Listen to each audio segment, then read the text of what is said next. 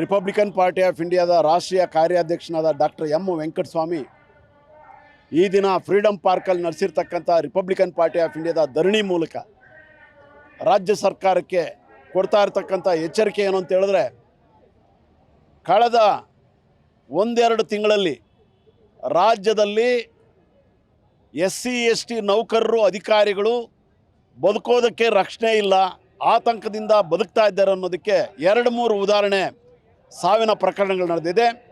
ಅದರಲ್ಲಿ ವಾಲ್ಮೀಕಿ ಅಭಿವೃದ್ಧಿ ನಿಗಮದಲ್ಲಿ ದಲಿತ ಅಧಿಕಾರಿ ಚಂದ್ರಶೇಖರ್ ಆತ್ಮಹತ್ಯೆ ಮಾಡಿಕೊಂಡ್ರು ರಾಜಕೀಯ ಒತ್ತಡದ ಕಾರಣಕ್ಕಾಗಿ.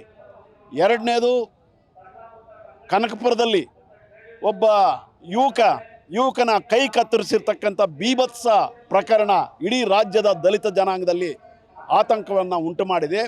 ಈ ಎರಡೂ ಪ್ರಕರಣಗಳು ಜನರ ಮನಸ್ಸಿನಿಂದ ಮಾಸೋಗಕ್ಕೆ ಮೊದಲನೇ ಇವತ್ತು ಯಾದಗಿರಿ ಪೊಲೀಸ್ ಠಾಣೆಯ ಪ್ರಾಮಾಣಿಕ ಅಧಿಕಾರಿ ಪರಶುರಾಮ್ ಅವರ ಸಾವು ಇವತ್ತು ಇಡೀ ದಲಿತ ಜನಾಂಗಕ್ಕೆ ದೊಡ್ಡ ಶಾಕನ್ನು ಉಂಟು ಮಾಡಿದೆ.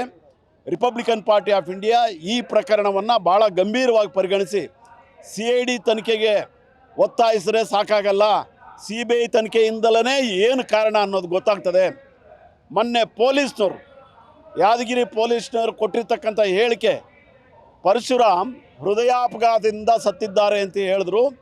ತಕ್ಷಣ ಅಲ್ಲಿರ್ತಕ್ಕಂಥ ಎಲ್ಲ ದಲಿತ ಸಂಘಟನೆಗಳು ಎಚ್ಚೆತ್ತುಕೊಂಡು ಅವರ ಶವಾಗಾರದ ಮುಂದೆ ಪ್ರತಿಭಟನೆ ಮಾಡಿದಾಗ ಗೃಹ ಸಚಿವರು ಇದನ್ನು ಗಂಭೀರವಾಗಿ ಪರಿಗಣಿಸಿ ಕೂಡಲೇ FIR ಹಾಕಿದ್ದಾರೆ, FIR ಮಾಡಿಸಿದ್ದಾರೆ.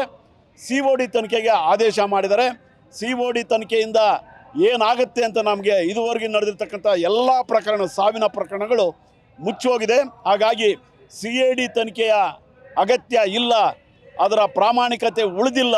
ಆ ಕಾರಣಕ್ಕಾಗಿ ಇದು CBI ತನಿಖೆಯಿಂದಲೇ ಸತ್ಯ ಹೊರಬರಬೇಕು, ಪರಶುರಾಮ್ ಕುಟುಂಬಕ್ಕೆ ನ್ಯಾಯ ದಕ್ಕಬೇಕು. ಆ ಹೆಣ್ಮಗಳು ಏನಿದ್ದಾಳೆ, ಪರಶುರಾಮ್ ಹೆಂಡತಿ ಶ್ವೇತಾ, ಇವರನ್ನು ಅಲ್ಲಿ ಪೊಲೀಸ್ ಸಬ್ ಇನ್ಸ್ಪೆಕ್ಟರ್ ಆಗಿ ನೇಮಕ ಮಾಡ್ತಕ್ಕಂಥ ಪರಿಹಾರ ಕೊಡಬೇಕಂತೇಳಿ ಈ ಮೂಲಕ ಒತ್ತಾಯ ಮಾಡ್ತಾ ಇದ್ದಾರೆ. ಗ್ಯಾರಂಟಿ ನ್ಯೂಸ್, ಸುದ್ದಿ ಖಚಿತ, ನ್ಯಾಯ ನಿಶ್ಚಿತ.